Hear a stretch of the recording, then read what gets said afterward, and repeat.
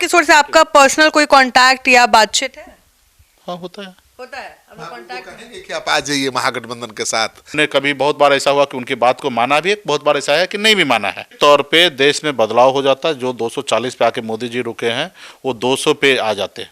इतना तो प्रशांत किशोर जी में था कि वो 200 पे ला देते और इंडिया ब्लॉक का सरकार बन जाते। और आज जितना बड़ा ताकत अमित शाह जी के पास है, शायद उतना बड़ा ताकत प्रशांत किशोर जी के पास होता। सबसे ज्यादा मेहनत प्रशांत किशोर जी ने किया। सबसे ज्यादा अगर पैसा कोई खर्चा किया है तो प्रशांत किशोर जी ने किया है। आपके पास, उनके पास पेशेंस बहुत था। हमारे पास और क्या काम है? पेशेंस तो है ही। तो हम कौन सा चांद पे जा रहे हैं भाई?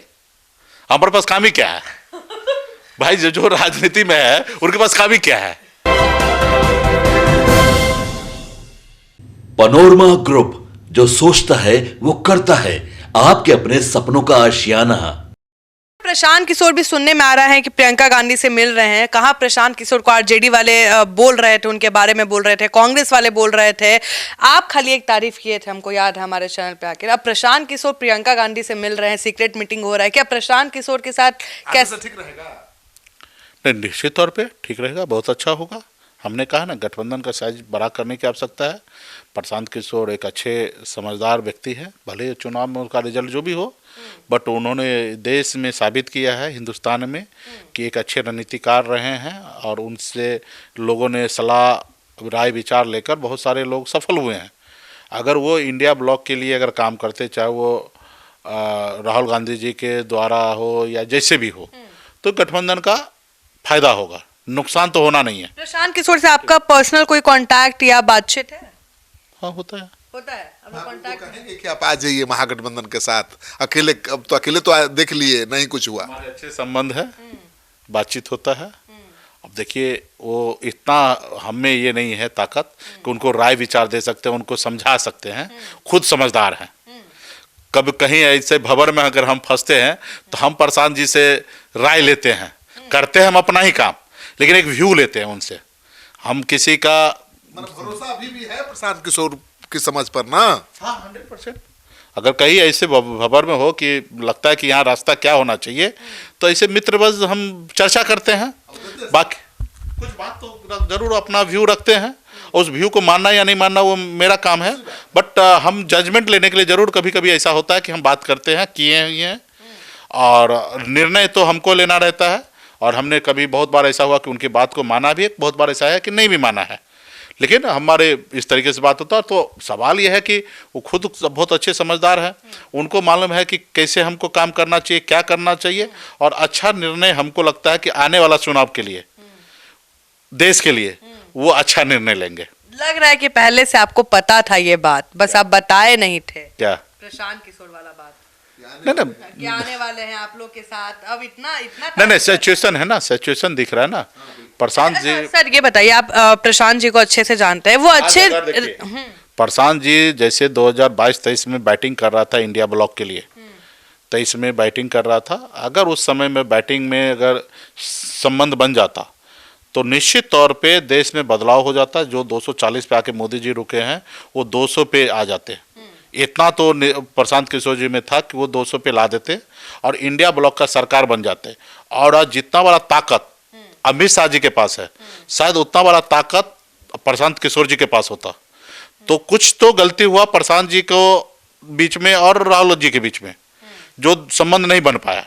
मतलब काम तो कर ही रहे थे, लेकिन दोनों में कुछ तो बात हुआ होगा जिससे दोनों वो डील पे बात बिगड़ गया। अगर बात बन जाता तो उस समय में सरकार भी बन जाता और आज बहुत बड़ा पावर प्रशांत किशोर के पास होता।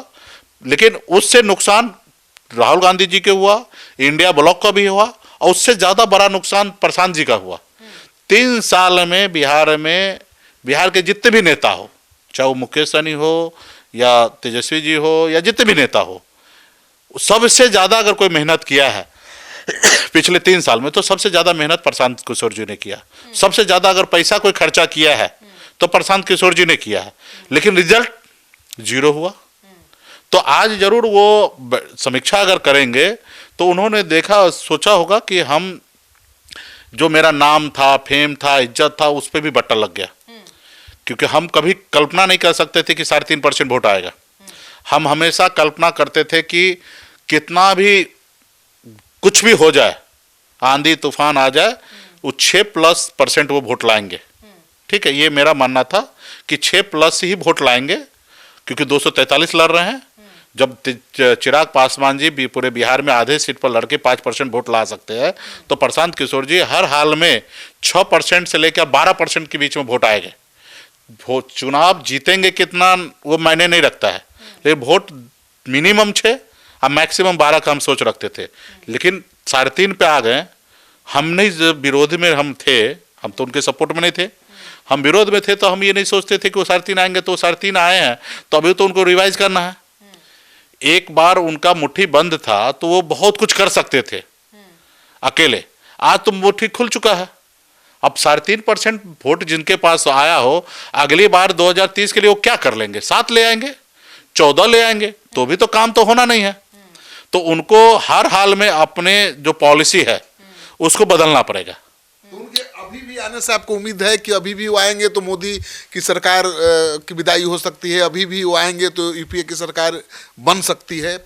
देखिए, अभी तो हम ये कह सकते हैं कि वो आएंगे तो इंडिया ब्लॉक मजबूत होगा।